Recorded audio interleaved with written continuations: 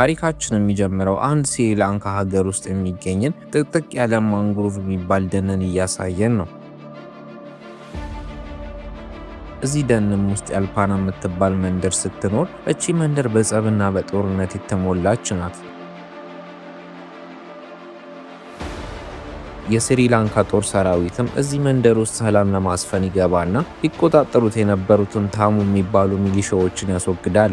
እነሱንም ካስወገደ ከ48 ሰዓታት በኋላ የዛ መንደር ገበሬዎችን በመሰብሰብ ሚሊሻዎቹ ትተውት የሄዱትን የጦር መሳሪያዎችንና ንብረቶችን እንዲፈልጉ ያስገድዷቸዋል። ከነዚህም ገበሬዎች መካከል ራናና ሶስቱ ጓደኞች አሉበት። ራናና ጓደኞቹም ወደ አንድ ስፍራ ተወስደው መሬት እንዲቆፍሩ ይደረጉና ራና መሬቱን በሚቆፍርበት ሰዓት ላይ አካፋው የሆነ ብረትን ይመታል። ከጓደኞቹም ጋር በመሆን ወታደሮቹ እንዳያዩዋቸው ተጠንቅቀው ብረቱ የሸፈነውን አፈር ይጠርቡታል። አፈሩንም ከጠረቡት በኋላ አንድ ትልቅ ሳጥን ያገኙና ሲከፍቱት ሳጥኑ በወርቅ የተሞላ ነበር። ራናና ጓደኞቹም ባገኙት ነገር ተደንቀው እርስ በእርሳቸው ይታያሉ። ይህንን የመሰለ ትልቅ ሀብት ከእጃቸው ማምለጥ እንደሌለበትና እስከ መቼ ነው እንደዚህ የተጨቆነን የምንኖረው በማለት አንድ ውሳኔ መወሰን እንዳለባቸው ያወራሉ። በዚህም ሰዓት ላይ አንድ ወታደር ወደ እነሱ እየቀረበ ይመጣና መሳሪያውን ያነጣጠርባቸዋል። ሆኖም ግን ራና ፈጣን ስለነበረ በእንጨት ወታደሩን ሆዱን ብሎት ይገለዋል። ሌሎች ወታደሮቹም ነራና ላይ መተኮስ ይጀምሩና ጉድጓድ ውስጥ እንዳሉ ይከቧቸዋል። ሆኖም ግን ነራና ወደ አውሬነት ተቀይረው በብርሃን ፍጥነት ከጉድጓዱ በመውጣት ከወታደሮቹ ጋር ከባድ ፍልሚያ ያደርጋሉ። በሁለት ደቂቃዎችም ውስጥ ነራና ግማሽ የሚሆኑትን የስሪላንካ ወታደሮችን ድምጥማጣቸውን ያጠፏቸዋል። ከዛም ሳጥኑን በገመድ ያስሩትና ራና ጀርባው ላይ ተሸክሞት ቅርብ ወዳለው ባህር ዳርቻ መሮጥ ይጀምራሉ። ሳጥኑን በጣም ከባድ ቢሆንም ግን ራና የተሻለን ህይወትን በጣም አጥብቆ በመፈለጉ ሸክሙ ምንም ሳይመስለው ከጓደኞቹ ጋር ከወታደሮቹና ከውሾች አምልጠው ጀልባ ሰርቀው ከአካባቢው ይሰወራሉ።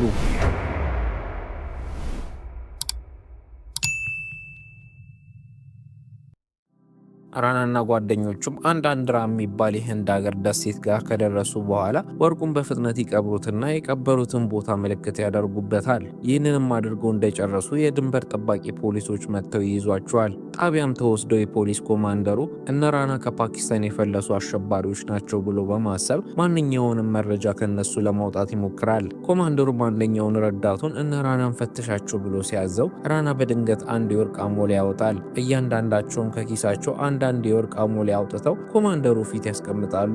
ኮማንደሩም ወርቆቹ ለጉቦ እንደሆኑ ይገባውና ምራቁን እየዋጠ ጉቦውን ይቀበላል። ከዚህም በተጨማሪ ኮማንደሩ ራና ህጋዊ ዜጋ እንዲሆኑ የውሸት መረጃዎች እንደሚሰጣቸው ቃል ይገባላቸዋል። ከአመታቶችም በኋላ ለህንድ ሀገር ፕሬዝዳንት አንድ መልእክት ይመጣላቸዋል። መልእክቱንም ሲከፍቱት ውስጡ ብዛት ያላቸው የሰዎች እጅ ጣቶች ነበሩ። መልእክቱም የተላከው ሞቲፓሊ ከምትባል መንደር ሲሆን የመልእክቱ ላኪ አንድ ህፃን ልጅ ስትሆን ወረቀቱ ላይ ደምና የህፃኗን ልጅ እንባ ይታይበታል። ይህችም ልጅ በመልእክቷ ፕሬዝዳንት መንደሯንና የመንደሯን ነዋሪዎችን ከአረመኔ ወንበዴ ቡድኖች እንዲያድኗቸው እየተማጸነች ሲሆን እነዚህ ወንበዶች የገደሏቸውና ከመንደራቸው በግድ እንዲፈናቀሉ እያረጓቸው እንደሆነ ትገልጽላቸዋለች። እነዚህም ጣቶች ወንድሞቿ ሲሆኑ ወንድሞቿ ለመንደሯ ፍትህ ለማምጣት ሲሞክሩ ወንበዴዎቹ ጣቶቻቸውን ቆርጠውባቸዋል። በሚቀጥሉትም 24 ሰዓትም ውስጥ እርዳታ ካላገኙ የሚደርሳቸው መልእክት ጣቶቻቸው ብቻ ሳይሆን ጭንቅላቶቻቸውም ጭምር እንደሆነ ተነግራቸዋለች። ፕሬዝዳንቱ ባነበቡት ነገር በጣም ተነክተው በአፋጣኝ ኮማንደር ሳቲያን ይጠሩታል። ኮማንደር ሳቲያም የተጻፈውን ደብዳቤ ያነበውና ወደ መንደሩ ሄዶ ፍትህ እንዲያሰፍን ግዳጅ ይሰጠዋል። ይህ በእንዲህ እንዳለ ሞቲፓሊ መንደር ውስጥ አንድ ገበሬ መሬቱን እያረሰ ነው። ነገር ግን በድንገት ሞፈሩ የሆነ ነገር ይዝበትና ምን እንደሆነ ዝቅ ብሎ ሲመለከት የሰውን እጅ በማግኘቱ በጣም ተደናግጦ መንደርተኞቹን በመጥራት አንድ ላይ መቆፈር ይጀምራሉ። ከዛም ቦታ ላይ 12 አስክሬኖችን ያወጡ ሲሆን እነዚህ ሰዎች ከጥቂት ቀናት የጠፉባቸው ዘመዶቻቸውና ቤተሰቦቻቸው ናቸው። ብዙም ሳይቆይ አንድ ላክሽሚ የምትባል ፖሊስና ቡና ይመጡና ገበሬዎቹን ይህንን ያደረገው ማን እንደሆነ የሚያውቁ ከሆነ ትጠይቃቸዋለች። ነገር ግን ሁሉም ገበሬዎች በፍርሃት እርስ በእርሳቸው የተያዩና ምንም መልስ ሳይሰጡ ይቀራሉ። አንድ ሕፃን ልጅም ሊናገር ሲል እናቱ አፉን ትሸፍነዋለች። የመንደሩ ሰካራም የሆነ ሰውዬ የሚመጣና ስካሩ ድፍረት ሰጥቶት እነ ላክሽሚን አትድከሙ ይላቸዋል። ምክንያቱም እነዚህ መንደርተኞች ፈሪ ስለሆኑ ምንም አይነት ምላሽ ከነሱ አታገኙም። ዛሬ ሞት የተገኙት ሰዎች ጀግኖች ሆነው ሕይወታቸውን ለእነዚህ መንደርተኞች መስዋዕት ያደረጉ ቢሆንም ግን እነሱ የሞቱትን ሰዎችን ደግነት መመለስ የማይችሉ ሰዎች ናቸው። እዚህ ጋር ቆሞ ብትመለከቷቸውም ግን ከሬሳ ምንም አይተናነሱም እያለ የመንደሩን ሰዎችን ያንቋሽሻቸዋል። በዚህም ሰዓት ላይ እናቱ አፉን የሸፈነችው ልጅ አፉን ከእናቱ እጅ አስለቅቆ እንደዚያ ያደረገው ራና እንደሆነ ይናገራል። ይህንን እንደሰማች ኮማንደሯ ጋር ደውላ ራናን በቁጥጥር ስር ለማዋል እንቅስቃሴ ልትጀምር እንደሆነ ታሳውቀዋለች። ኮማንደሩም ሳቲያን ራና መታለፍ የሌለበት ቀይ መስመር ስለሆነ ቀጥ ብለሽ ወደ ጣቢያ ነይ፣ ራና ምን አይነት ሰው እንደሆነ አላወቅሽም ይላታል። ሳቲያ ግን ኮማንደሯን ሕግ ከሁሉም በላይ ነው ብላው ወደ ራና መሄዷን ትቀጥላለች። ሆኖም ግን መንገድ ላይ ሳሉ የተወሰኑት የቡና አባሎች ፈርተው ሲመለሱ እሷና የተወሰኑ ሴቶች ብቻ ይቀራሉ። እንደዛ ቢሆንም ግን ሴት ነን ብዛታችንም ትንሽ ነው ሳይሉ የራና ቤት ገብተው እዛ ያሉትን ሰዎችን በሙሉ በዱላቸው መጠፍጠፍ ይጀምራሉ። ምንም ያክልም ሴት ቢሆንም በደቂቃዎች የራናን ቤት ዱላ ብቻ በመጠቀም በቁጥጥራቸው ውስጥ ያስገቡታል። የሆነ ሰዓትም ላይ የራና እናት መጣ ጣልቃ ልትገባ ስትሞክር ስርዓቷን እንድትይዝ ያደርጓታል። በዚህ ሰዓትም ላይ የራና ሚስት ትመጣና ከነሱ ጋር ተግባብታ ነገሩን ለማብረር ትሞክራለች። ሆኖም ግን ላክሽሚና ቡድኗ ምንም ሊሰሟት ፈቃደኛ ስላልነበሩ የራና ሚስት ላክሽሚ ላይ ጥቃት አድርሳ በሰዎቿ ታስደበድባቸውና ልብሳቸውን አስወልቃ አሸማቃ ታስራቸዋለች። ይህ በእንዲህ እንዳለ ታሪካችን አንድ ሲንግ የሚባልን ሰው ያሳየናል። ሲንግም በአንድ ባቡር ላይ የተጓዘ ሲሆን ባቡሩ ሞቲፓሊ መንደር ጋር ተበላሽቶ ይቆማል። የባቡሩ ሰራተኞችም ባቡሩን ለመጠገን 5 ሰዓት ስለሚፈጅ ለመጠገን ጊዜያቶች እንደሚወስድባቸው ይናገራሉ። ሲንግም ይህንን ሰዓት ሙሉ እዚህ አልጠብቅም በማለት አቅራቢያው ወደሚገኝ መንደር ሄዶ አንዳንድ ነገሮችን ለመግዛት ይወስናል። ብዙም ሳይቆይ አንድ ትንሽ የሆነች ምግብ ቤት አግኝቶ ወደ ውስጥ ይገባና ከባለቤቷ ጋር አንድ ሁለት እያሉ መጫወት ይጀምራሉ። ምግብም ቀርቦለት እየበላ ሳለ አንድ ያልታወቁ የወንበዴ ቡድኖች ይመጡና በሲንግ በኩል ሲያልፉ የያዘውን የምግብ ሳህን ያስጥሉታል። ይባስ ብሎም ይቅርታ እንኳን ስላላሉት ሲንግ በጣም ይበሳጫል። የምግብ ቤት ባለቤቷ ጋርም ሄደው ሲያስቸግሯት ሳይ የበለጠ ይናድዳል። ሲንግን በተረጋጋ መልኩ ወደ እነሱ ይሄድና ሳህኑን ስላስጣሉት ይቅርታ እንዲሉት ይጠይቃቸዋል። ሆኖም ግን ወንበዴዎች እንኳን ይቅርታ ሊሉ እንደውም ምን አይነት ሽማግሌ ነው እያሉ ይቀልዱበታል። ሲንግን በድጋሚ በጸባይ ይቅርታ እንዲሉት ቢጠይቃቸውም እነሱ እንደውም ሊመቱት ይጋበዛሉ። ሲንግም ከዚህ በላይ መታገስ ከብዶት ለብቻው ሙሉ ወንበዴዎችን ይጠፈጥፋቸዋል።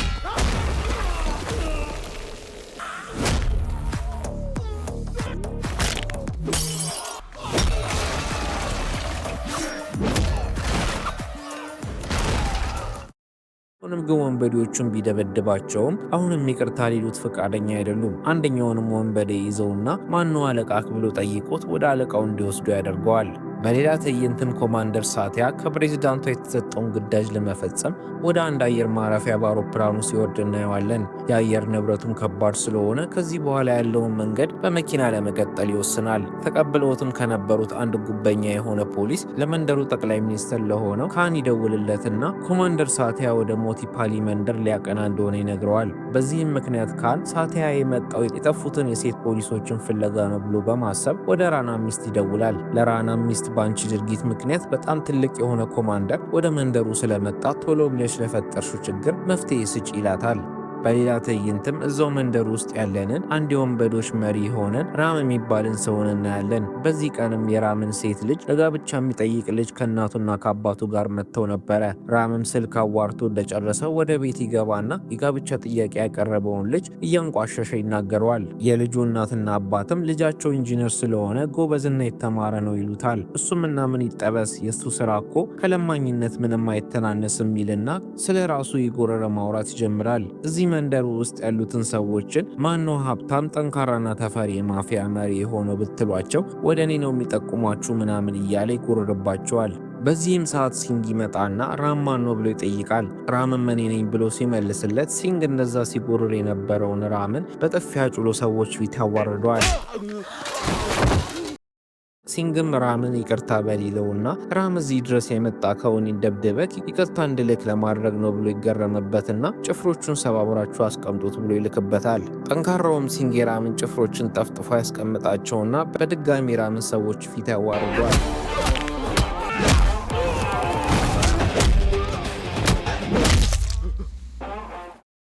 ሲንግም ራምን መኪናው ላይ ጭኖት ወደ አለቃው ይዞት እንዲሄድ ያደርገዋል። ትንሽ መንገድም ከሄዱ በኋላ የራም አለቃ ሶሙ ጋር ይደርሳሉ። እዛም ሲንግ እንደተለመደው ያሉትን ሰዎችን በሙሉ ይደበድባቸውና እነሱንም ይቅርታ እንዲጠይቁ ይነግሯቸዋል።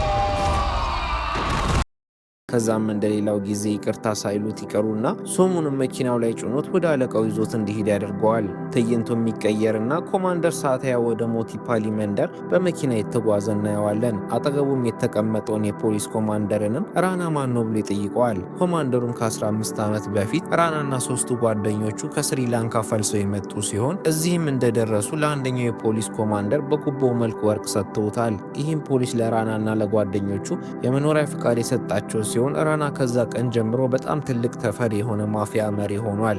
አንድ ቀንም ላይ ራናና ጓደኞቹ የአሳ ማጥመድ ስራ ላይ ለመሳተፍ ጀልባ ለመግዛት ሲሞክሩ ራም ታሊ ከሚባል ሰው ጋር ይመጣና ታሊ እዚህ አካባቢ አሳ የምታጠምዱ ከሆነ ለእኔ ኮሚሽን መክፈል አለባችሁ ይላቸዋል። ሶሙም ታሊን አንተ ማነክ እንደዚህ የምትለን ብሎ ሲናገረው ታሊ በጥፊ ይመተዋል። ሶሙም ተበሳይቶ መልሶ ሊመታው ሲል ራና እጁን ይዘውና እንዲረጋጋ ያደርገዋል። ራና ምንም ያክል ሁለቱ መሃል ጸብ እንዳይፈጠር ቢያደርግም ግን ማታ ላይ ከቡኖቹ ጋር በመሆን ወደ ታሊ መንደር ይሄዳሉ። እዛም ራናና ጓደኞቹ ታሊን ቤተሰቦቹ ፊት ስቅይት አድርገው ይገሉታል። የሚገርመውም ነገር እነ ራና ታሊን ከገደሉት በኋላ ማምለጣቸውን ትተው መንደር ውስጥ ቁጭ ይላሉ። ትንሽም እንደቆዩ ራና የወርቅ ጉቦ የሰጠው የፖሊስ ኮማንደር ከቡድኑ ጋር ይመጣል። ኮማንደሩም እነ ታሊን እንዴት አድርገው እንደገደሉት መለከትና እነ ራናን የተበሳጨ ለሰራችሁት ወንጀል ጥሩ አጸፋ ይገጥማችኋል ይላቸዋል። ሆኖም ግን ራና ኮማንደሩ ብዙ ሳያወራ አንገቱን ቆርጦ ይገለዋል። በእነዚህም ክስተቶች ምክንያት የአካባቢው ሰዎች ለራና በጣም ትልቅ የሆነ ፍራቻ እንዲኖራቸው አድርጓቸዋል። እነ ራናም ከዛን ቀን ጀምሮ የእነሱን ድርጊት የሚጠይቅንና ከእነሱ ጋር የሚቀናቀን ማንኛውንም ሰው በመግደል ለመንደሩ ነዋሪ ትምህርት ማስተማር ይጀምራሉ። ከሁሉም በላይ ደግሞ የሚገርመው ነገር ይህ ሁሉ ድርጊት መንግስት ባለበት ሀገር በጠራራ ፀሐይ መሆኑ ነው ይለዋል። ሲንግም ሶሙን እየጠፈጠፈው ወደ አለቃው እንዲወስዶ ያደርገውና እነ ራና ቤት ጋር ይደርሳሉ። እዛም የራና ሰዎችን ይደበድባቸውና ወደ ቤቱ ሳሎን ይገባል። ራናም ከክፍሉ ይወጣና የቡድኑ አባሎችን ተደብድበውና ቆስሎ ያቸዋል። ሶሙንም በጥፊ መታውና እንዴት አንድ ሰው ብቻውን ይህ ሁሉ ነገር እንዲያደርግ ትፈቅድለታለህ ብሎ ይበሳጫል። ሲንግም እዚህ ድረስ ያመጣውን ታሪክ መናገር ይጀምራል።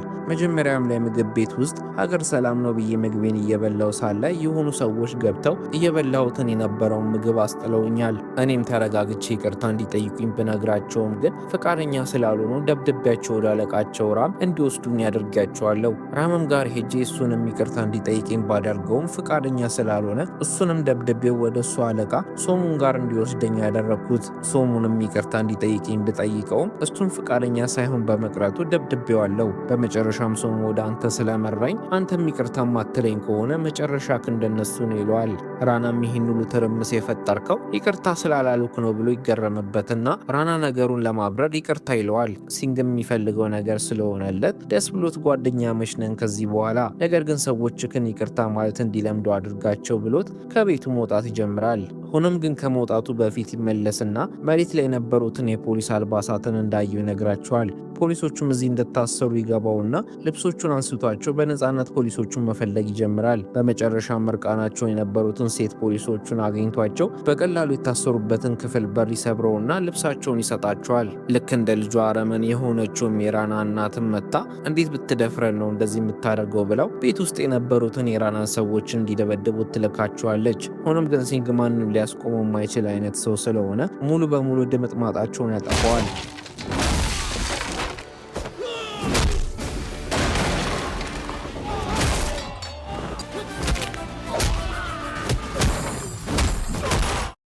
ሴቶቹ ፖሊሶቹም ልብሳቸውን ለብሰው ከታሰሩበት ክፍል ሲወጡ ሲንግ ያያቸውና ምን አይነት ጭካኔ እንደተፈጸመባቸው ተመልክቶ በንዴት ተሞልቶ በድጋሚ ራናን ሰዎችን መደብደቡን ይቀጥላል። ራናም ይህንን መመልከት ሰልችቶ ሾትገኑን ያወጣና ሲንግ ላይ ሲደቅንበት ሲንግም የራሱን ሽጉጥ አውጥቶ ራና ላይ ይደቅንበታል። ሁኔታውም ተባብሶ እየመጣ ስለሆነ የራና ሚስት መታ ነገሩን ለማቀዝቀዝ ራና ሽጉጡን እንዲያወርድና እነሲንግን እንዲፈታቸው ትነግረዋለች። ራናም እነሲንግን ይለቃቸውና ራና ይሄ ያለክ ያለህበት የኔ ግዛት ነው፣ የኔ ግዛትም ውስጥ ለፈጠርከው ችግር አንድ ቀን እበቀልካለሁ ይለዋል።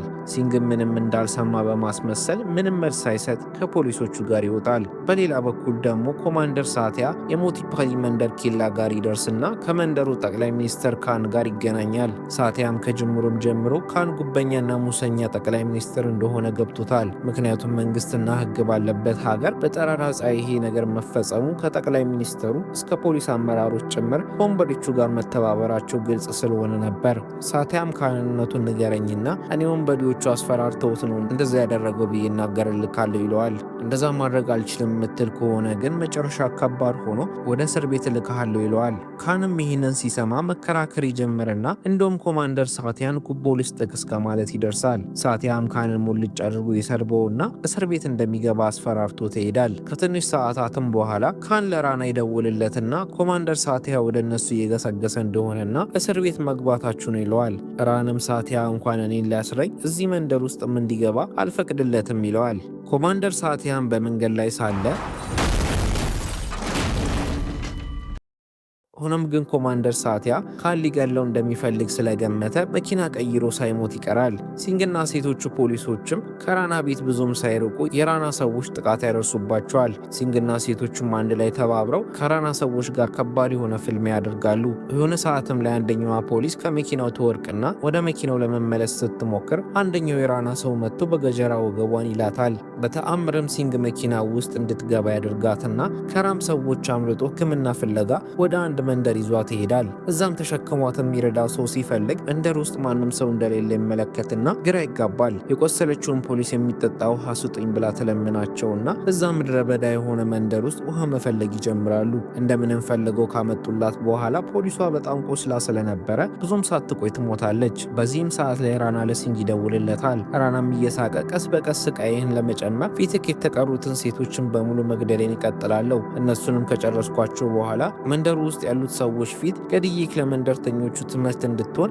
አደርግ ካለው ብሎ ስልኩ ይዘጋል። ሲንግም እንዴት መንደር ውስጥ ማንም የለም በማለትና መንደር ውስጥ ምን አይነት ነገር ነው የተፈጠረ ያለው ብሎ ፖሊሶቹን ይጠይቃቸዋል። ላክሽሚ መንደሩ ለምን እንደዚህ የሆነ እንዳለ ታሪኩን ማስረዳት ትጀምራለች።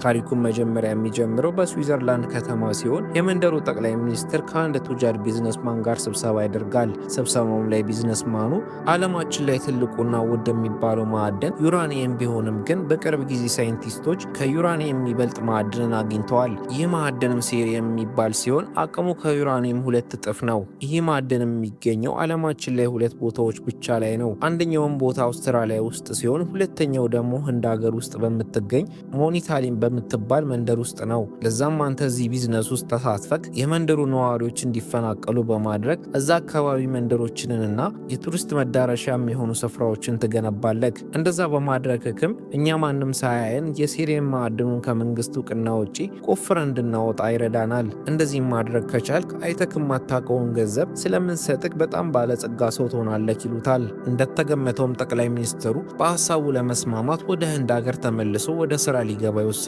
ሆኖም ግን ይህንን መሬት ለማግኘት የመንደሩ ነዋሪዎችን ከስራው እንዲነሱ ለማድረግ በጣም ከባድ ስለሚሆን ራና የሚባል ጨካኝ የሆነ የማፊያ መሪ እሱን ስራ እንዲሰራልን እንቀጥረዋለን ይለዋል። ቢዝነስማኑም ራናን ለመተዋወቅ ከጠቅላይ ሚኒስትሩ ጋር ወደ ህንድ ሀገር ይመለስና ራናን ያገኙታል። ራናን በቢዝነሱ በጣም በመደነቅ የመንደሩ ነዋሪዎችን ጉልበትን ቢሆን ተጠቅሞ ከመንደራቸው እንዲፈናቀሉ እንደሚያደርግ ይነግራቸዋል። ራናም እንደዛ ካደረገ ከሱ አልፎ ለልጅ ልጆቹ የሚተርፍ ሀብት እንዲኖረው ስለሚያስችለው በጣም ደስተኛ ነው። ከዛ ቀንም ጀምሮ ራና ወደ ስራ ይገባና 30 የሚሆኑትን የተለያዩ መንደሮችን እያስፈራራና ጉልበት እየተጠቀመ መንደሮችን ለቀው እንዲወጡ ማድረግ ይጀምራል። በዚህም ጊዜ ላይ የአንደኛው መንደር ነዋሪ የሆነች አንድ ልጅ እነ ራና የሚፈጽሙትን ግፍ በቪዲዮ ትቀርጽና ኢንተርኔት ላይ ትለቀዋለች። የመንደሩ ሙሰኛ ፖሊሶችም ይቺ ልጅ ምን እንዳደረገች ይሰሙና ልጅቷን ቤተሰቦቿ ፊት በመደብደብና በማዋረድ ሰላሟን ያሳጧታል። በዚህ ድርጊትም የልጅቷ አይምሮ ትክክል ማሰብ ያቆምና ልጅቷ ሙሉ ቀን አሸዋ ሩዝ ነው ብላ እስከ መብላት ትደርሳለች። ራናም እንደዚህ እያደረገ ከ30ዎቹ መንደሮች 29ኙን እንዲፈናቀሉ ያደረገ ሲሆን አሁን የቀረው የሞቲፓሊ መንደር ብቻ ነው። ራናም የዚችን መንደር ነዋሪዎችን ህይወት ከባድ አድርጎባቸው አብዛኞቹ የመንደር ነዋሪዎች የተፈናቀሉ ሲሆን አሁን የቀሩት በጣት መቆጠር የሚችሉ ነዋሪዎች ብቻ ናቸው። የመንደሩ ነዋሪዎችም እዛ የነበረችውን አንድ ህፃን ልጅ ለፕሬዝዳንቷ ደብዳቤ እንድትጽፍ ያደርጓታል። ደብዳቤውም ላይ የእያንዳንዱ የመንደሩ ነዋሪዎችን ስቃይና እንግልት ትጽፍና ደብዳቤውን ፖስታ ቤት ሊያደርሱ ይሄዳሉ። ሆኖም ግን እዛ እንደደረሱ የራና ሰዎች ይመጡና በጭካኔ ገድሏቸዋል ትለዋለች። ሲንግም ይህንን ከባድ የሆነ ታሪክ በመስማቱ በጣም ያዝናል። መንደሩ ላይም ሰላም እንዲሰፍንና የመንደሮቹ ነዋሪዎች ለደረሰባቸው ስቃይና እንግልት ራና እንደሚበቀልላቸው ተናግሮ ይሄዳል። በአስቸኳይም ወደ መንደሩ ፖሊስ ጣቢያ ይሄድና ፖሊሶቹ መንደሩ ላይ የተፈጠረ ያለው ነገር ምንም ሳይመስላቸው የተዝናኑ ሳያቸው በጣም ይናደዳል። ሲንግም ፖሊሶቹ ምንም ኃላፊነት የሚባል ነገር እየተሰማቸው ስላልሆነ ድርጊታቸውን ለበላይ አካል ሪፖርት እንደሚያደርግ ይነግራቸዋል። የፖሊስ ኮማንደሩም ይመጣና ሲንግም ማነኝ ብለክ ነው የምታስበው? ዝም ብለክ አፍህን አትክፈት ይለዋል። ሲንግም ይናደድና ከተቀመጠበት ተነስቶ እንዴት እናንተ ወንዶች ሆናችሁ ሴቶቹ ፖሊሶች ከእናንተ በላይ ኃላፊነት ተሰምቷቸው ይህን ነገር ለማስተካከል በመሞከራቸው እንዴት በወንድነታችሁ አታፍሩም? እናንተማ ፖሊስ አትባሉም፣ ለለበሳችሁት ዩኒፎርም ምንም ክብር የሌላችሁ ወራዳ ሰዎች ናችሁ ብሎ ይቆጣቸውና የፖሊስ ኮማንደሩን ዩኒፎርምን ቀዶ ይጥለዋል። ፖሊሶቹም ተባብረው ሲንግን በሰንሰለት አስረው ያስቀምጡታል። ኮማንደሩን በተደጋጋሚ ሲደበድበው ሴቶቹ ፖሊሶች ሊያስጥሉት ቢሞክሩም ግን እነሱም ይደበደባሉ።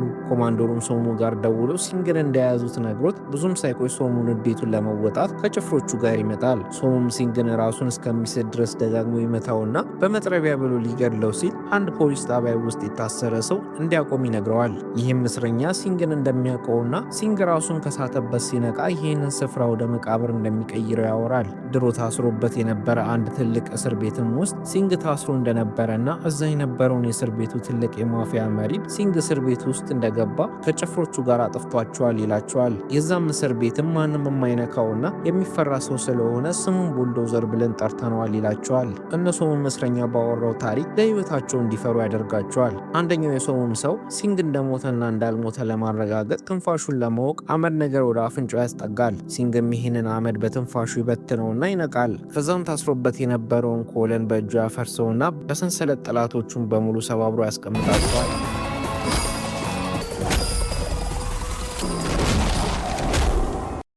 በመጨረሻም የፖሊስ ኮማንደሩን ሴቶቹን ንዴታቸውን እንዲወጡበት ያደርጋል።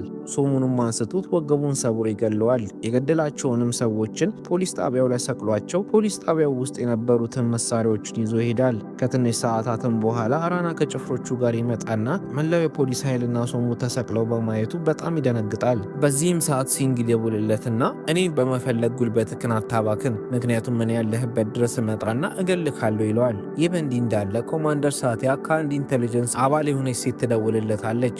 ይችም ሴት ራና ዝም ብሎ ተራ ወንበዴ እንዳልሆነና በድሮ ጊዜ ወታደር የሆነ ሰው ሲሆን ትላልቅ የሚባሉ ግዳጆችን የተወጣ ሰው ነው። ቢሆንም ግን በጸባይ ምክንያት ከሰራዊቱ የተባረረ ሲሆን ከዛ ከተባረረ በኋላ ከሀገር ጠፍቷል ትለዋለች። ሳቲያም ስለ ራና ከሰማ በኋላ ልዩ የሆነ ኃይል ያስፈልገኛል ብሎ ወደ አንድ የልዩ ኃይል ኮማንደር ጋር ይደውላል። ኮማንደሩንም ጠንካራ የሆኑትን ቡድኖቹን ለአንድ አፋጣኝ እርምጃ ለሚያስፈልገው ጉዳይ በአስቸኳይ እንዲልክለት ይነግረዋል። ኮማንደሩም ልዩ ኃይሉ እንደሚልክለትና እነሱ እዛ እስከሚደርሱ ድረስ ጊዜ እንደሚፈጅባቸው ይነግረዋል። ሆኖም ግን ልዩ ኃይሉን መጠበቅ የማይችል ከሆነ እዛ አካባቢ አንድ ሰው እንዳለውና እሱ ላለው ተልዕኮ በቂ እንደሆነ ይነግረዋል። ሳቲያም ይሄ ያናድደውና እንዴት ለእንደዚህ አይነት ተልዕኮ አንድ ሰው ብቻ ትልክልኛለህ ይለዋል። ኮማንደሩም አትጨነቅ፣ ይሄ ሰው ብቻውን ቢሆንም ግን ሙሉ የህንድን ሰራዊትን ለብቻው የሚወክል ሰው ነው፣ እንደውም ላልከው ተልዕኮ ከበቂ በላይ ነው ይለዋል። ኮማንደሩ የሚያወራለት ሰው ሲንግ ሲሆን ሲንግ የልዩ ኃይል ወታደር እንደሆነ እንረዳለን። በሌላ በኩል ደግሞ ካንና ራና የማቲፓሊ መንደር ነዋሪዎችን አንድ ወደብ ጋር ይሰበስባቸዋል። እዛም ራና ለፕሬዝዳንቷ ደብዳቤ የጻፈችውን ልጅ ለብቻዋ ይለያታል። የመንደሩ ነዋሪዎችን በፍርሃት ዝም ቢሉም ግን የታሪካችን መጀመሪያ ላይ ያየነው ሰካራም ሰው በድፍረት ራና መናገር ይጀምራል። ራናም ሰካራሙ ሰውዬ ብዙም ሳያወራ ተኩሶ ይመታዋል። ደግሞም ሊተኩስበት ሲል ሲንግ በሄሊኮፕተር ይመጣና እነ ራና ላይ ጥቃት መፈጸም ይጀምራል።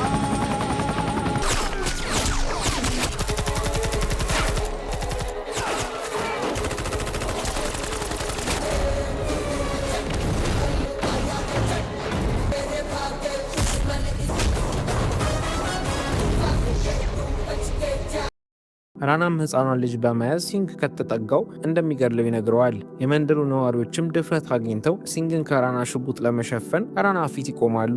ራናም በመንደሩ ነዋሪዎች ድርጊት ተገርሞ ዞር እንዳለ ሕፃኗን ልጅ ታመልጠዋለች። በዚህም ሰዓት ሲንግ ራና ላይ ጥቃት ያደርስበትና እያሽቀነጣጠረ ከባባድ ምቶቹን ያሳርፍበታል። በመጨረሻም አንገቱ ላይ ሰንሰለት ያስርበትና የመንደሩ ነዋሪዎች ቂማቸውን እንዲወጡ ሰቅለው እንዲገሉት ሰንሰለቱን ይሰጣቸዋል። የራና ቤተሰብም ጋር ፖሊሶች ሲሄዱ የራና ሚስት እጅ አልሰጥም በማለትና እስር ቤት ውስጥ አልማቀቅም በማለት ራሷን ታጠፋለች።